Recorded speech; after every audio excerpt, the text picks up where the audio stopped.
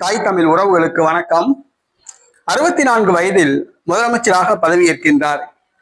64 வயதில் முதலமைச்சராக பதவியேற்கின்றார் என்ற தலைப்பில் இந்த காணொளியை நாம் காண்கிறோம். கர்நாடக மாநில முதலமைச்சர் சித்தராமையா ஒப்பந்தத்தின்படி 3 ஆண்டு காலம் முதலமைச்சர் பதவியில் இருந்த அவர் நேற்றைய தினம் பதவியை ராஜினாமா செய்துள்ளார். 2023ஆம் ஆண்டு அவருக்கும் டி.கே. சிவகுமாருக்கும் ஒப்பந்தம் ஏற்பட்டது. முதல் 2.5 ஆண்டு காலம் சித்தராமையா முதலமைச்சர், அடுத்த 2 ஆண்டு காலம் டி.கே. சிவகுமார் முதலமைச்சர். ஆனால் 2.5 ஆண்டு காலம் ஆகியும் மேலும் ஒரு 6 மாதம் ஆகிவிட்டது. சித்தராமையா ராஜினாமா செய்யவில்லை.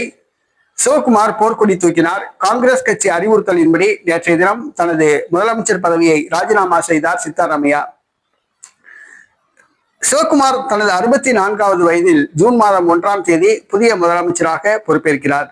கர்நாடகாவின் புதிய முதலமைச்சராக பொறுப்பேற்கின்றார். அவர் முதலமைச்சராக பொறுப்பேற்றாலும் கூட கோஷ்டி பூசலுக்கு பஞ்சம் கிடையாது. அமைச்சர்களாக உள்ள 2 பேர் முதலமைச்சர் பதவியை எதிர்பார்த்து காத்திருக்கிறார்கள். அவர்கள் கண்டிப்பாக குடைச்சல் கொடுப்பார்கள்.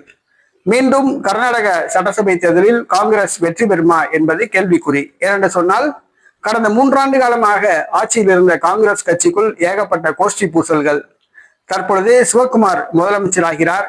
சிவகுமார் 2 ஆண்டு காலம் கழித்து சட்டசபை தேர்தலை சந்திக்கிறார். அவர் சட்டசபை தேர்தலில் காங்கிரஸை கரை சேர்ப்பாரா என்பதை பொறுத்திருந்து பார்ப்போம்.